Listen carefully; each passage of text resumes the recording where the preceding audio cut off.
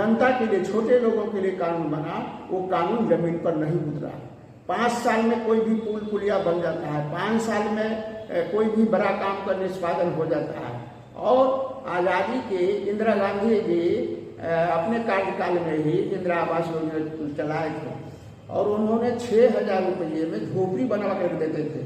उसके बाद 12,000 रुपया में झोपड़ी बनने का हुआ, फिर 30,000 रुपया में पक्का मकान बनने का हुआ, फिर 60,000 रुपया में पक्का मकान बनने का हुआ, फिर 75,000 रुपये में बनने का हुआ, अभी 1 लाख 1.5 लाख रुपया में बनने का है। लेकिन आप शुरू देखिए 6,000 से लेकर के आज 1.5 लाख रुपये तक में क्या अपने गरीबों का इंदिरा आवास बन गया? गरीबों छत के नीचे रह रहे हैं?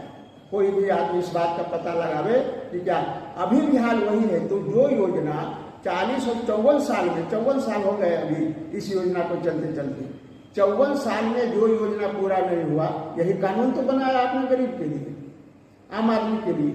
और तो और दूसरा आप देखिए कि स्वच्छता के सवाल पर आपने कहा कि हम हर घर में बाथरूम, लेट्रिन बाथरूम बनाएंगे और उसके लिए योजना चला और इस योजना को लागू अभी भी चल रहा है और बड़ी द्रुत गति से सरकार इस पर बयान भी देती है। लेकिन आप देखिए आज भी सड़कों पर 6 बजे शाम के बाद महिलाएं, जब रात्रि हो जाता है, अंधेरा छा जाता है, तो महिलाएं रोड के किनारे बैठ करके और वो जो है शौचालय का कार्य करती है और राह चलने वाले को शर्म आता है देख देख करके। ये पूरे बिहार की कहानी है। मैं तो क्षेत्र भ्रमण में जब जब गया हूँ तो कई जैसे सारण है, आरा है, गोपालगंज है, सिवान है, इन जिलों में मैं ज़्यादातर घूमा तो 6 बजे के बाद शर्म आती थी घूमने में। ये हाल था और अभी भी है। केवल तो मैंने इतनी जिला गिनाया आपको, सभी जिलों में इस तरह की बात है। कटिहार में है, पूर्णिया में है, किशनगंज में है, अररिया में है, सुपौल में है, मधेपुरा में है, इस सारे जगहों में ये हाल है। और आपकी योजना, ये शौचालय बनाने की योजना पिछले द्रुत गति से चल रहा है और बन नहीं रहा। जिसके पीछे क्या कारण है? कारण मुख्य ये है कि इन गरीबों को लाभ होने नहीं देना, उसके नाम पर पैसा वसूली करना है।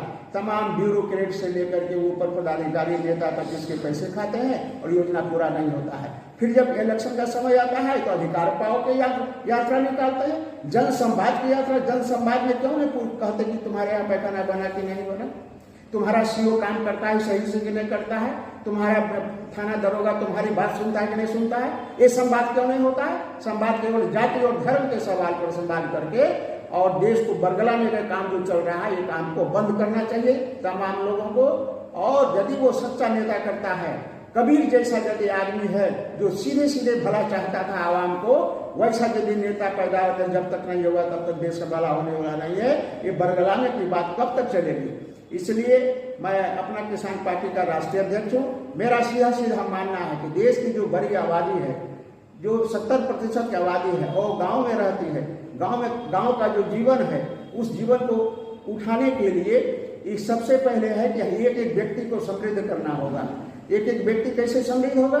ये जनसंवाद निकालने से, एक बिहार बदलो यात्रा करने से वैसे नहीं होगा। सीधा सीधा उसको बताना होगा कि तुम्हारी आवश्यकता क्या है, तुम्हारे खेत को उपजता है कि नहीं उपजता है, तुम्हारे खेत में पानी जाता है कि नहीं जाता है, तुम्हारा खेत की आमदनी कैसी है, खेत की आमदनी से तुम्हारे जीवन चल जाता है कि नहीं चल जाता है। नहीं चल जाता है तो हम उसके लिए उपाय करेंगे। खेत